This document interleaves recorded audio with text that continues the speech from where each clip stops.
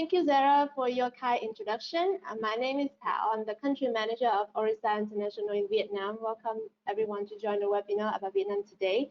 My brief presentations will cover Vietnam economy, the business opportunities in key sectors, and the root city market. Let's just begin.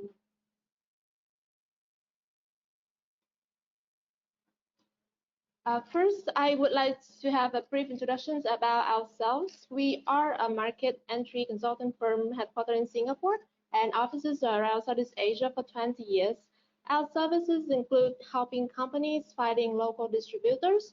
We're also doing customer market research to help companies want to collect market information or to come up with their market entry strategy. We also develop a lead generation program to help companies test the market before they register a legal entity in Vietnam. So due to a long track record, we have many government agencies refer their companies to us. They are from North America, Europe, Asia, and some of the names you are seeing over here. These slides give you an idea of the corporate clients who we used to work with. They are varied from aerospace to agriculture. So having helped a lot of companies, multiple projects in every sector for 20 years, we own a unique perspective. So we know what good companies do when they internationalize and what mistakes to avoid. Let's go to the main point today. First of all, where to do business in Vietnam. I would like to stress on that we should look at Vietnam in three main regions: the North, the Central, and the South.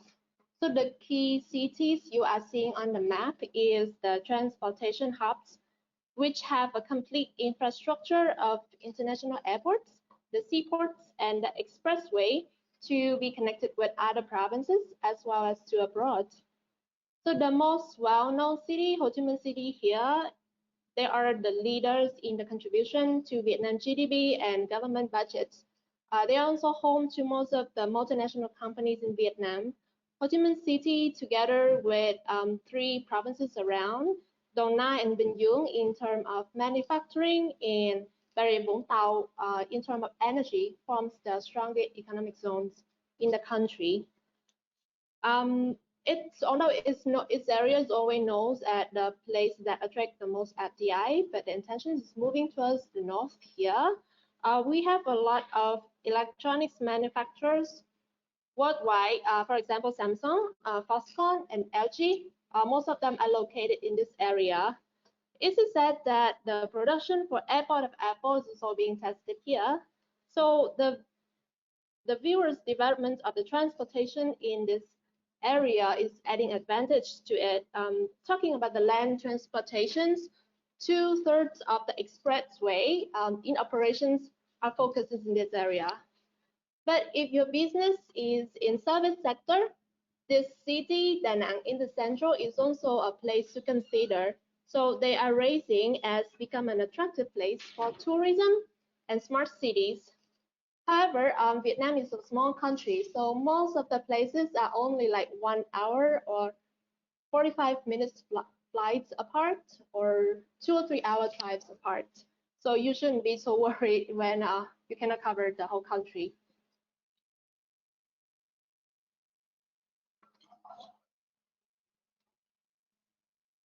So COVID-19 in Vietnam, Vietnam GDP is forecast by IMF to drop very significantly to 2.7% in 2020, but the rate is still very positive ahead of the regional peers. It is a positive percentage, but the government is trying to make the development of Vietnam to 5% this year. So let's see what is happening at the end.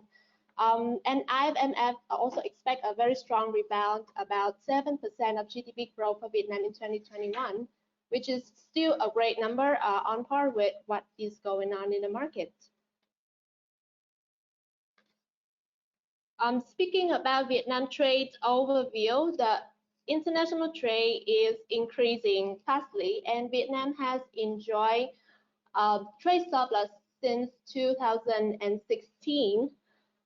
You wouldn't be surprised to see that some of the category here, the export and the import fall into quite the same category. So for example, you see the electronics and footwear here. You also see the electronics of the machinery parts here.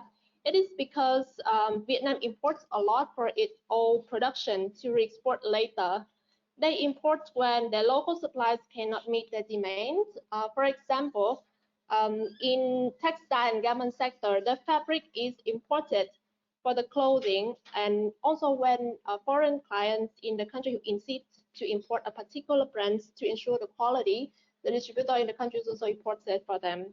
One of the examples that when I was in a meeting where Vietnam companies, they have to import a lot of German-made caster wheels for their cranes when there are a lot of productions in Vietnam, just because that their machines require the exactly same brands to ensure the quality as well as to make sure that it's compatible with their machinery. For the source of import and export destinations, actually when you see here, the graph show that Vietnam relies quite heavily on China or South Korea, but keep it in mind that they are also one of the biggest investors in Vietnam. So when you look at the fourth one and the fifth one, there's still quite a lot of space for new plants to come in. Actually, when it comes to specific sectors, there are a lot of other countries besides these countries that are the leaders. For example, New Zealand is leading exporters for dairy products. Germany is leading the export for aircraft parts, and Switzerland is leading for the export of pharmaceutical. And I also can find a lot of more samples like that. Speaking about the Vietnam foreign direct investment overview, this is a very hot topic in Vietnam lately due to the US-Vietnam trade war. Just in the fourth month of 2020, there's over 900 of new projects has been approved in Vietnam. 2019 is also the first year Vietnam got into the top 20 countries that attracts the most foreign direct investment. In Southeast Asia, Vietnam only follows Singapore. So where does this investment flow go to? First of all, speaking about the field, the top one is still processing and manufacturing. The second one will be retail, and then the next one, the rest is for wholesale, retails, and others. There are 19 fields in total invested by foreign investors. And in terms of top FDI destinations, last year, Hanoi was surprisingly past Ho Chi Minh City in terms of the top FDI destinations in Vietnam. But still, in general, Ho Chi Minh City still attract more number of the projects. Hanoi passed the Ho Chi Minh City in terms of the value of the projects. It's also noted that FDI flows into the two big cities are mainly based on the method of capital contribution and share purchase. So while other provinces attract direct investment for manufacturing, like some of the provinces that I have noted here, the top investors in the country, Korea is still the leader. Next be Hong Kong, Singapore, Japan, and China. Last year, in the first 7 months, China recorded at the top investor, the biggest investor, but when we conclude the number for the year, Korean still leading the best. Speaking about the total number of countries, we have a total number of 125 countries and territories having investment projects in Vietnam. And we also saw a large number of delegations coming to work to explore the investment opportunities. The visit increased by 30% over the same period last year. All right, so let's just go straight to the business opportunities in key sectors of Vietnam. Here, I'm presenting 4 sectors. The first one is retail and e-commerce. The next one is healthcare, manufacturing, and smart city. For retail market, there are currently 3 channels in Vietnam. The traditional ones, including the wet markets, the grocery stores, The modern channels, which including supermarket, hypermarket, convenience stores, shopping centers, and department store, while the fastest growing channel is online retail. The reason behind the fast speed of growth for e-commerce is because of the high rate of internet penetration in the countries, as well as over 70% of the population have access to smartphone and tablets in Vietnam. The most popular marketplaces for e-commerce in Vietnam are Shopee at the first. Next one would be Tiki and Lazada. Except for Shopee, when you work with Tiki or Lazada, they do offer warehouses service and last mile delivery service for international sellers. The cash on delivery remains very preferred in Vietnam, although that we are trying to go cashless, and there's a lot of online shopping channels trying to offer the online payment or QR code to scan for the payment. Cash is still very preferred. E-wallet is not doing better because of their waning popularity. So this it's unlikely that the customer behavior will change in the near future, and that's something you should notice about Vietnam market when you're being retailed here. So where's the opportunity? With a very young, dynamic demographic structure, the opportunities is as new experience and international concepts. Right now, many food services in Vietnam are being franchised abroad. Many of them are from the US, from Asia country like Singapore or China or Thailand. But one thing you should be noted that the trend in Vietnam right now is leaning towards the healthy and clean eating, and it's natural and organic. So you may find that fast food is not doing very well in Vietnam, but in fact we have some food changes that offer like good for health products. You will get more attentions. Another category in retail that attracts a lot of preference for foreign brands in Vietnam is the personal care and cosmetics. Actually, when we're speaking about the cosmetic, the makeup thing, Vietnam is not really a huge fan of it. Like, in fact, you find like a lot of Vietnamese women who doesn't wear makeup on a daily basis, but you find that they are huge fans of skincare products. Skincare products are famous from Japan and Korea, and actually they are very expensive, and it's one of the things that raise the demand for the sector. The next one I want to talk about is the healthcare. So the opportunities the healthcare is actually the challenge of the country. Why am I saying that? Vietnam is actually at a crossroad for an increasing expectation for healthcare system raised by increasing income, but the healthcare system in the country is overloaded. So grassroots hospitals are very outdated, and the central public hospitals always face chronic overcrowding. The occupancy rates in public hospitals are over 100%. So as a result, Ministry of Health makes an statement that 40,000 Vietnamese people spend approximately like $2 billion every year to travel abroad for health services, which is not a good news for the country. Also, Vietnam still imports 90% of medical equipment and a large amount of supplements and pharmaceuticals. So that is the challenge for the country, but it poses opportunities for foreign suppliers. So for hospital, there's a lot of opportunities to replace the outdated and incompatible devices. For example, in imaging diagnostic, surgical devices, devices for operating theaters, or the equipment in the intensive care unit. One thing to note that because the government is encouraging the development of grassroots health facilities in rural area and small cities to release the burden on the central hospitals, there's also a high demand for professional training for medical staffs and software to boost the productivities.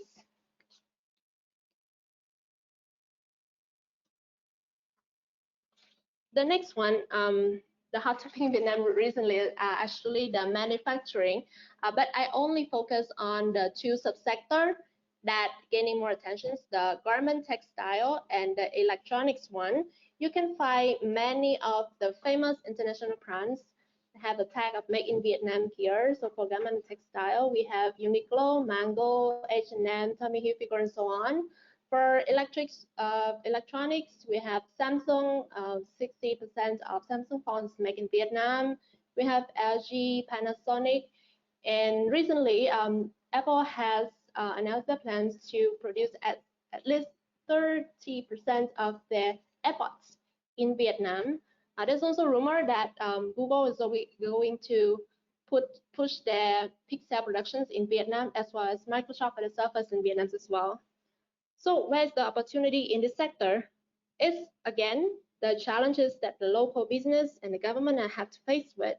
So there is a certain gap in the growth of manufacturing and the local sources of materials. Vietnam's garment and textile, for example, expected to grow of like 41% by 2020, but the fabric production only meets 15 to 16%. FDI and JV enterprises are dominating the market with highly qualified products, and many textile contractors are Chinese or Taiwanese, not Vietnamese company. Only 20% of Vietnam companies under supporting industry meet the criteria to engage in the global supply chain, and only 36% of them can join the export-oriented production. So the status of very low localization rates implies a lot of opportunities to supply the high-tech materials, the components, and the spare parts to the local industry. The government is recently, they have a lot of plans and workshops in order to develop the supporting industry for the manufacturing. But the support from the government right now is solely on the incentives, which is not really useful for the local industry when they don't have the technology or the knowledge to compete with the foreigners. So the technology and the training service for local companies to enhance their productivities and to make them become more competitive to their foreign friends is a big need in the country. The last sector that I want to talk about is the smart city. So the opportunity in this sector is come from another place. It's come from the government efforts to modernize the country. So Vietnam's rapid growth and increasing purchasing power are the lucrative for all industry sectors. Industries invest in automation and production solution. The population invests in the real estate, in luxurious items, and the infrastructure needs substantial improvements. It's all turns into business in construction and smart city sector. The transport infrastructure is the key focus of the government, at least in the next 10 years, because Vietnam is facing a chronic bad traffic congestions, both for commercial and industrial usage. So there are many plans to build new systems like the metro, like the expressways, and the upgrades in the airports. To give you an idea, the cost for construction basic works accounts about 25% of the total government expenditure just from 2015 to 2018. Speaking about ICT sector, the government has placed ambitious plans to turn the economy towards the cashless environment. There are trial projects for e-tickets in public transportation. Most of the online shopping channels are now offering online payment. Most of the convenience stores or the coffee chain trying to offer the scan to pay method. And the government is also implements a lot of plan to turn the system into e-government so that they can simplify the paperwork process and thus increase the standard of the life of the citizens. All of the plans that I've shared with you, the plan started in 2017. The goal to reach it is 2020, which is this year, but apparently the goal hasn't been reached yet.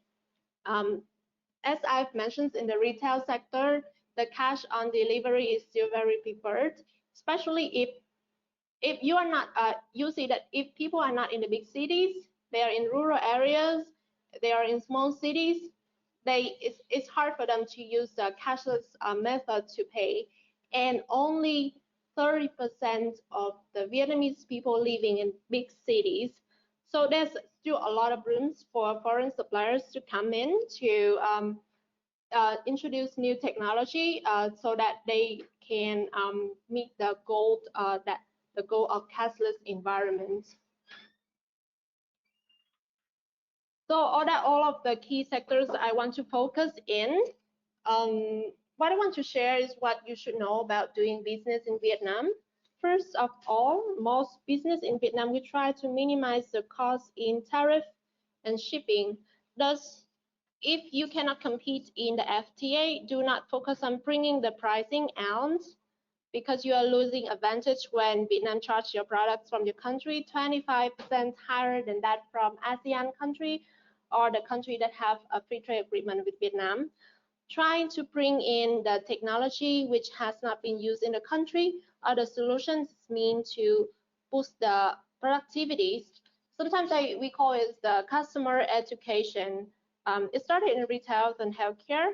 So the business in industrial and manufacturing are trying to bring out the knowledge educations into trade shows and seminars. Most of the company, when they enter Vietnam, are using that way so that they can educate the public at large. So the second, for the same reason, suppliers or foreign suppliers, when you come to the market and you talk with your potential partners, if you offer a comprehensive training to the staff, it's always preferred because the labor force in Vietnam is just shifting from agriculture to industrial not so long ago. In fact, up to 2016, nearly half of Vietnamese labor was still in agriculture. But not to worry, Vietnam are not difficult to train. 89% of us are literate. We are eager to learn, but we need experts to teach. One of the tips I want to share is that you might know that the generations that you may do business with or you are doing business with are baby boomers. They belong to old generation. Furthermore, you may know that the US lifted the embargo in Vietnam in 1994, which is the same years of the establishment of Amazon. So your business partner right now might not be so used to the global free trade, and they're also not good at language, nor they are not good at using the basic technology like emails, like chats, or recently due to the COVID-19, a lot of companies are trying to use the video conference call. Actually, Vietnamese business owners are not really used to that. So face-to-face and multiple visits will still ensure a higher chance of success when doing business in Vietnam. It's actually also recommended to have an interpreter when you are doing business in Vietnam, even though that your partner may say that they are comfortable with English. Because typically, a Vietnamese tends to avoid confrontation, and they will likely to stay quiet even if there is a conflict in your conversation with them. So having an interpreter who can translate the ideas in Vietnamese is also creates like a comfortable environment for your business partner so that they can express their thoughts better. Okay, so this is the end of my presentation. So how can we have foreign companies to do business in Vietnam? So the slides here show our core business services that assist you with development market entry plans and get connected with distributors or the end users. We also have lead generation programs for you to test the market if you are not ready with a legal entity yet, or we can help with the incorporations and corporation registration through our partner InCorp.asia. So if you have any questions for us, please drop in the question box or send it to my emails. we're happy to answer it. So now I will share part the presentation to Ms. Loan from InCorp to talk about the legal requirement of Vietnam. Thank you for joining with us in this webinar today. Ms. Loan, can you please take the conversation from here?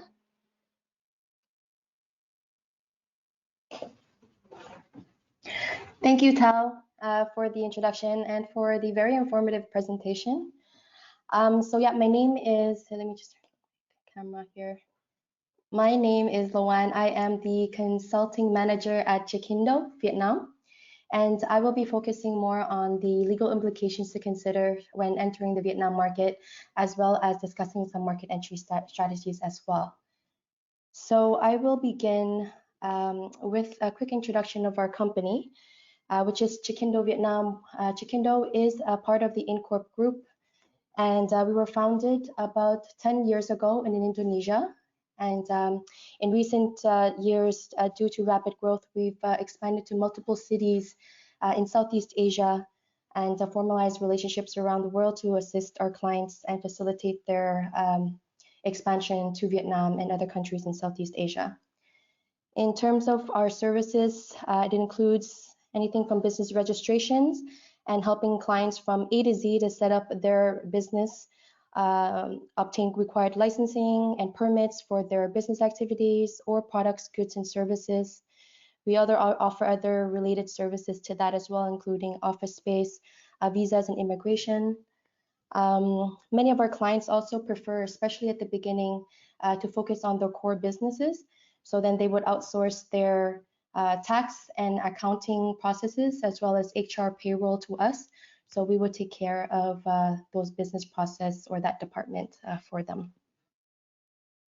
Now I will speak about the most common legal structures in Vietnam.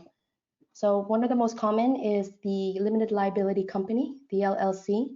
This structure is ideal for pretty much any foreign investor, company, or individual that would like to set up in Vietnam and expand their operations and activities. This is the most flexible legal structure.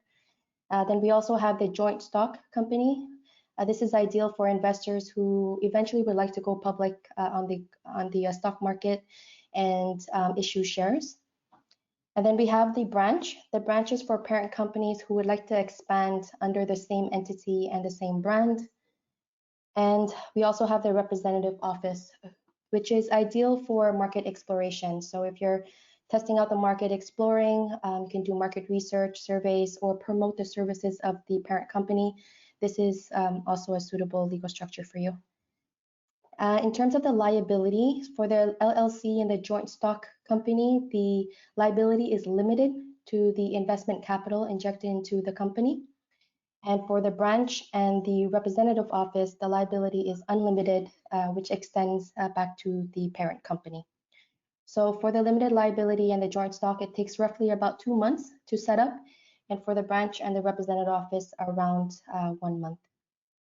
Now I will go over some of the basic requirements to set up a limited liability company and joint stock, which are relatively similar. So for the LLC, you would need at least 1 corporate or individual investor. And for the joint stock, you would need at least 3. Every company in Vietnam would need at least 1 legal representative who will speak on behalf of the company. This person could be of any nationality. The only requirement is that this person must live full-time in Vietnam.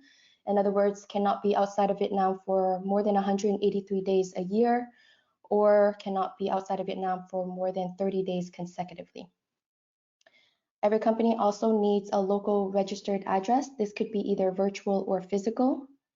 It is also important to determine the charter capital for the company. For a limited liability company, it's recommended around 10,000, and for the joint stock, around 25,000 USD. After that, we will need the legalized bank statement showing the balance is at least the charter capital amount or higher. And then finally, we would need the official IDs, notarized or legalized, of the shareholder and the legal representative. So those are some basic requirements to set up the LLC and joint stock. The general procedures is first to apply for the IRC, which is the investment registration certificate. This is also tied to the investment bank account, which would allow you to transfer your charter capital and also remit money back to the shareholders in the home country without paying a tax. And then the next step is to apply for the ERC, which is the Enterprise Registration Certificate. Every foreign entity or FDI LLC requires both the IRC and the ERC. Thereafter, we would do the post-license requirements, which is, in other words, setting up the bank accounts, getting the stamp, the company stamp, paying for the business license tax, and so on and so forth. And at the same time, if there's any required sub-license, we would apply for that at the same time. So there are certain sectors that would require a sub-license that you would apply for. For example, if you open up a retail shop and you would be selling directly to the consumers, then you would need to apply for the retail license. So those procedures take generally about 2 months. And that does not include the sub-license step because that depends on what the license is. Now we'll talk about the representative office and branch basic requirements. So as mentioned, the representative office is good for market exploration. And the branch is, it's like a copy paste of the parent company. If the parent company like to establish an entity in Vietnam under the same brand, then this is the legal structure to go for, which is the branch. The advantages of the representative office and also for the branch is that there's no minimum capital requirement. And for the branch as well, there's lower reporting requirements in terms of tax and reporting. In terms of the limitations for the representative office, you would not be able to generate income or have commercial activities. So it's mainly focused just on market research, surveys, promoting the activities of the parent company, but you would not be able to issue invoices or receive any money. You would be able to hire employees if necessary. So that's for the representative office. The limitation for the branch, so as mentioned, it's like a copy paste of the parent company. So you would not be able to expand business activities beyond what the parent company's business activities are or is already registered. And the other limitation is that there is a higher requirement for the parent company to be able to register a branch in Vietnam. So some of the basic requirements for the representative office, the parent company needs to be in operations or needs to be established for at least 1 year. And for the branch, it would be at least 5 years. For both the representative office and the branch, you would need at least one chief of representative office or one head of branch.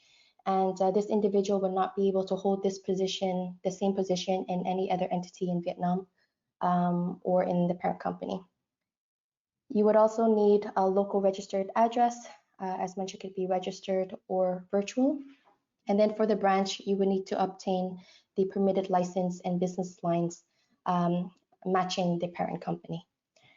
So that is the basics on the legal structures.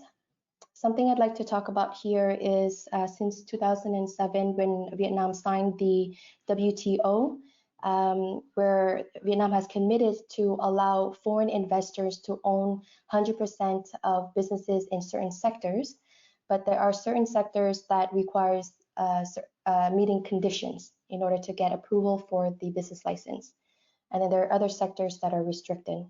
So for example, with the conditional business sectors, one of the conditions as an example would be a minimum investment capital. So for example, with real estate, if you want to open up a brokerage real estate company, the minimum investment capital would be 20 billion Vietnam dong, or that's roughly around 860,000 USD. Another example of a condition that might be imposed is around location. So they may require for your location to set up fire protection, or very common with manufacturers would be the environmental impact analysis. So you would need to complete those analyses before you get approval for the license. Another example of a condition that foreign investors might have to adhere to is professionals with their certified qualifications. So for example, with the real estate, you would need 2 employees, including the investor, to hold the brokerage license, for example. And then with the restricted, for the restricted sectors, there is a maximum amount of shares or ownership that the foreign investor can hold. For example, with the advertising, if you'd like to open up an advertising company, the foreign investor could own a maximum of 99%, and at least 1% must be owned by a local Vietnamese company or a local Vietnamese shareholder. So there are certain sectors that would have that type of limitation. So those are some things to consider when setting up your business in Vietnam. Now I will talk about some market entry strategies when entering the Vietnam market. And these strategies are based on 2 things, time and opportunities. So for example, some of our investors are looking to enter the market as soon as possible. I will talk about some of these options. So the first option, if time is not an issue, the most straightforward and flexible legal structure would be the FTI LLC. So this is helpful for investors looking to establish a presence and to expand activities in Vietnam. So how it would work would basically the founders and investors would together register and own 100% of the new entity in Vietnam. Timeline is roughly 2 months. Option number 2 is a shelf company. This option is ideal for investors who'd like to start operations as soon as possible. So a shelf company is an existing company that already has all its business license, or at least the ones that are basic, IRC and ERC.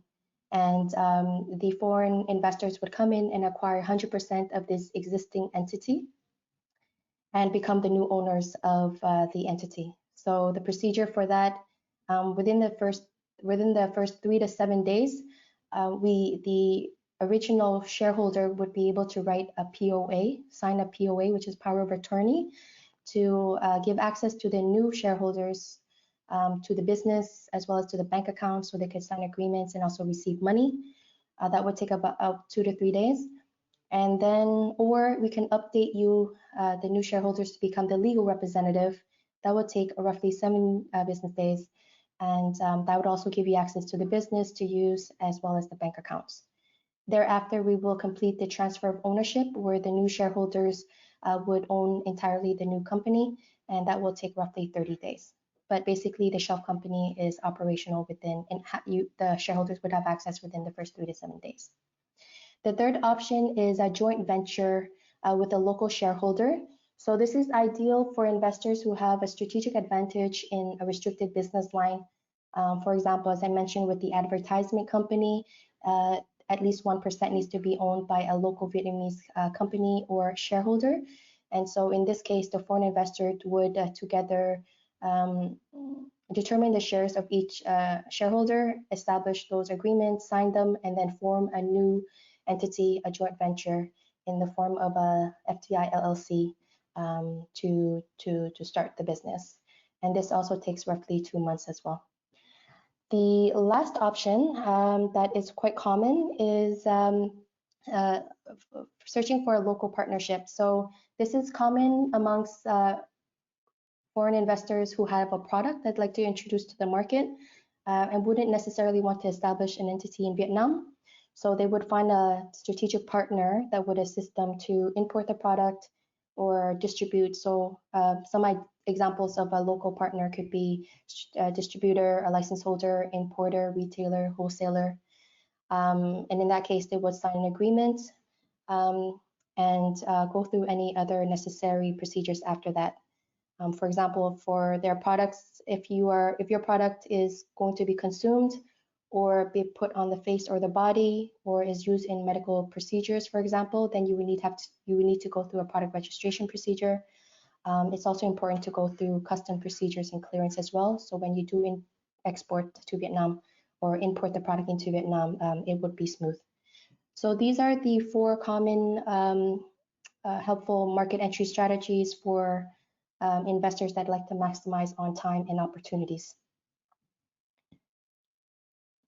Now I will move over to the taxation. So currently Vietnam is using the Vietnam accounting standards.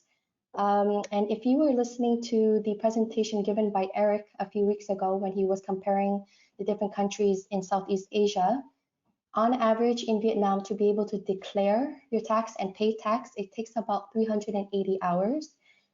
In comparison to Hong Kong and Singapore, let's say, it takes roughly around 30 to 60 hours. So the procedures for tax declaration and payments in Vietnam is quite elaborate. But the good news is that the tax authority has announced that over the next 5 years, they will be switching over to the IFRS standard, which would ease the procedures and also improve transparency. So that's good news. If you were to have a business in Vietnam, these are some of there are 4 taxes to consider. First is the business license tax. This is an annual tax that as long as your company is in operations, you would have to pay. It's anything from 43 to 130 US dollars, depending on your charter capital. The next tax is the consumption tax, the VAT. Standard is 10%. And depending on your products or goods and services, it could be exemption or 5%. And depending on where it's consumed or offered, it could be 0%. Then we have the corporate income tax. It's a flat rate of 20% on profits. So any income minus expenses, you would be taxed 20% on that. And then you have the personal income tax, 5 to 35% progressive rate for local citizens and foreign residents on salaries. And there are other withholding tax if you're not a resident, which I will go through later in the presentation. Withholding tax. So withholding tax are for foreign companies or individuals who offer services in Vietnam or making income in Vietnam, but they don't have a tax code or they don't have an entity in Vietnam. So for example, let's say if you're an investor who owns a building and make income from the rental, then you will be taxed 5% on that rental income. If you are investing in the stock market or have transfer securities, tax on that is 0.1%. If you are a lender or an investor and you're making income on interest, then you'll be taxed 5%, for example. So there are certain withholding tax to consider if you're not a resident in Vietnam or don't have an entity in Vietnam. Vietnam does have some tax incentives for certain sectors and projects. So they encourage large manufacturing projects, business lines in high tech, in social importance business lines as well. You can get incentives up to 4 years of tax holiday, up to 9 years of just 5% corporate income tax, which is very preferential compared to the 20% corporate income tax, and up to 15 years of 10% corporate income tax. And then if your business is established in some more further away rural areas, you could also benefit from some tax incentives as well. Now we will move over to the personal income tax. So if you are a local citizen or a foreign expat resident, and you're making income from a wage, salary, or bonus, you would follow the progressive 5 to 35% income tax. If you are a local citizen or a foreign resident making money from freelancing or contractual work, then that's 10%.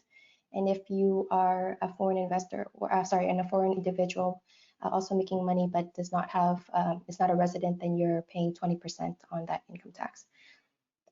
For the minimum wage is based by zone. So if in Hanoi and Ho Chi Minh, Zone 1, the biggest cities, minimum wage is about $190. And as you move further out to other economic hubs like Da Nang, Con Tum, Hai Phong, then it decreases to 168%, and it continues to decrease as you move further away from the city.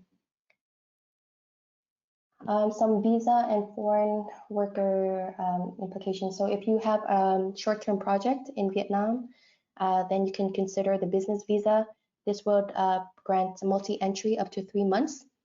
And then if you're here for long-term projects, as a shareholder, you can get the investor visa up to 1 year multi-entry, or you can get the work permit up to 2 years.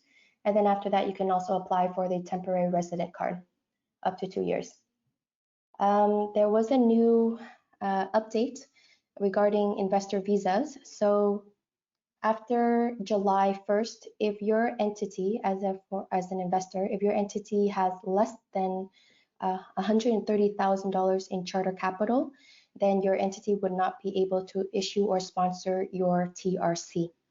So currently, before July 1st, you would be able to get an investor visa up to 12 months, and then after that, we would apply for the TRC. But after July 1st, if you have less than 130,000, then the solution is instead to apply for the exemption of work permit and working visa, and then after that, you can apply for the TRC. So those are some considerations. Now we would open up the floor to questions. So that's the end of my presentation. And let's move over to see what questions we have. Let's see here. So okay.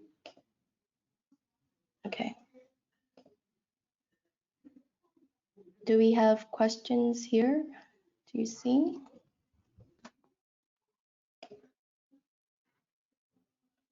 Vietnam looking promising. Yes, it is. As mentioned in Tao's presentation, there is some very interesting data, and especially with COVID and the pandemic, I think I think we all can agree that Vietnam did a great job at handling that. One question that we received is,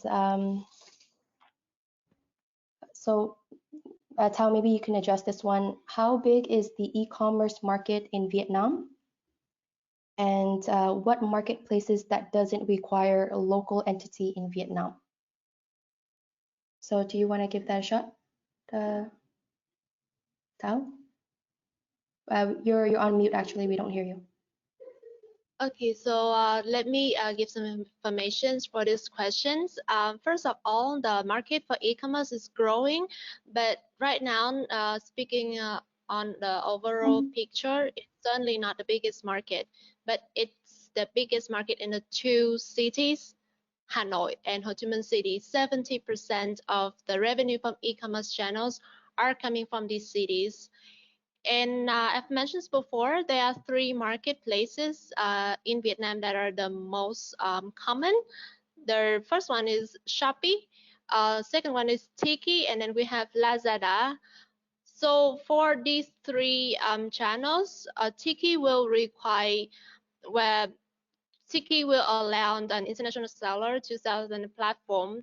So you are not necessarily having to register a legal entity in Vietnam when you want to sell on Tiki platform. For Lazada and Shopee, you cannot sell on a platform as a foreign companies, but if you can hire a local person in Vietnam and register to sell on the platform, then you only need a person, not the whole legal entity, when you want to sell on Lazada and Shopee. It's also noted that Shopee doesn't offer any warehousing service, so you have to take care of everything. They only offer the delivery service. Okay. And so if you do want to open up an e-commerce company in Vietnam, then the procedure again is to establish an entity, and that's to apply for the ERC. That takes roughly 2 months. And then if you're selling directly to consumers, then you would need to apply for the retail sub-license. That takes about 3 months. And then once your e-commerce is up and running, then you need to register that website with the Ministry of Investment and Planning, which takes another 2 to 3 months. So you need to time about 6 to 8 months to fully set up your e-commerce marketplace online. Good. Do we have any other questions? One of the other question is, what is the difference, or is there any difference or connotations between foreign brands and local brands for products and services? So Tao, do you want to answer that question? Okay, so from my perspective, if we're speaking about a few years ago, foreign brands is still very dominated in Vietnam. But recently, there's a change for that. In fact, some of the sector, Vietnam's local brand is still preferred more. For example, mostly they are the simple one like F&B products or small household appliances. But when it comes to higher technology or the products that affects the health, they will need there's a high preference towards the foreign brands. For example, in pharmaceutical sector or the supplement sector, there's a high preference towards the Western brands. When it comes to electronics device like phones or tablets, the Western brand is also preferred. When it comes to skincare products, Japan's and Korea's are preferred. So it really depends on the sector that you are targeting at. Okay. Okay.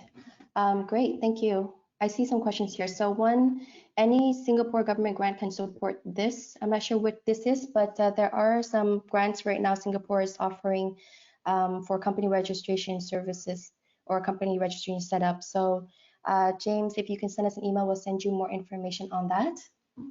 I would like to add on this one. Yeah, so Orissa International is we are the preferred partner of Enterprise Singapore. So Enterprise Singapore have a headquarters in Vietnam, in Singapore, and also have offices around Southeast Asia. So we can help you to apply for a grant with Enterprise Singapore for such a service like market research or distributor search under our scope of work. If you have a specific request for it, please drop your request in my emails in the box, and my team in Singapore will be able to assist you to how to apply it to Enterprise Singapore. I think the support is around 70% of the service fee. Okay. Another question here, a quick one. As a start, can the registered address be a residence apartment? If it's a landed property, then you can use that as a commercial or as your office. But if it's in like a high rise or in a tower, then you cannot for the incorporation. Another question here is it possible for foreign companies to register products such as pharmaceutical or cosmetics at Ministry of Health? So yes, you can. Every product, so if it's from healthcare, so if it's a medical product, you would need to register the product under an existing entity in Vietnam that has the licensing for medication or pharmaceutical. So every product that needs to be registered under an entity. So you have the option to either incorporate or basically establish an entity and register the product under your entity. Second option is to find a local distributor or retailer or wholesaler and register the products under the local partner. And the third option is you can find a license holder who would help you import the product. So this is an option that Cekindo also offer as well, to be a license holder. For medical products, however, you do need some licensing to be able to import and register medical products. So you need to find a company that has the medical license. Okay, let's see what other questions we have. Here it is. Personal, how do I this business? They have issue. So there's a question here. I do have complaints coming from my clients after setting up business entity in Vietnam for 5 years. After they liquidated their business, they have issue bringing the funds back to Singapore. Is this a valid concern or isolated issue? It really depends on what was the limitation or what was the reason why they weren't able to send the money back. Normally, as a shareholder of the company in Vietnam, you would be able to send back to Vietnam as long as you complete your tax obligations, which happens at the end of the year. Once you're done with your tax obligations, then you're able to, on an annual basis, be able to remit money back to your company. So that's all I can give in terms of general information, but not quite sure what is the issue there. But in terms of shareholders sending or remitting money back to the home country, it shouldn't be a problem as long as the tax obligations are complete. Let's see, what is the restriction in distribution segments? And it applies to distribution of goods and service. Okay, so this could be a question for you, Tao. What is the restriction in distribution segments? And it applies to all distribution of goods and services? For distribution segment, actually it depends on there's a specific requirement for each sector, but there's quite a free trade for the products to move around in Vietnam as long as you are not in the list of the product that is prohibited, and as long as the technology is welcome in the country. So I think because it's quite a broad questions for distribution segment, but not focus on the products, I think it'd be better if I can answer this email via emails, so I can be able to give more specific information on that. Okay. Maybe we can take one more question. Food and retail open to foreigners? Yes, you can. As a foreigner, you can own 100% of a company, a restaurant offering foods and to consumers. The procedures again is I'm not quite sure which, is it a restaurant that you're talking about, or is it just importing food products? If it's a restaurant, you set up the company and then you apply for the food and safety certificate, and you apply for the alcohol license if you'll be serving alcohol.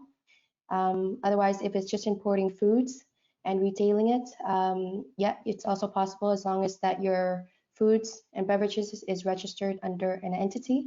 So again, you would have the option to either register your company in Vietnam and then register the products or the foods under your company, or you find a local distributor, retailer, wholesaler to register the product under, or you can find a license holder for importing your foods and products. And I think we could do one last question. Is Vietnam considered a welcoming country for expats? Does it mean that only foreigners with specialized skills are able to work in Vietnam? I like to think so, but do you want to take a shot at this question, Tao? Sorry? Is Vietnam considered a welcoming country for expats? I think from my perspective, it's a country that very welcome expats. In fact, I have seen that many expats living in Vietnam for 10 years, 20 years, but cannot speak any words of Vietnamese, but are still doing very well in the market.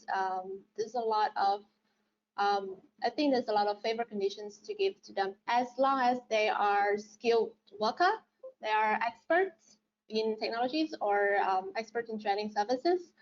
The government will try to give the most favored conditions for them. And Vietnamese people are friendly, and it's really not hard to communicate with them. So I think Vietnam is one of the most welcoming countries for foreigners. Lan, do you add anything on that? Sorry?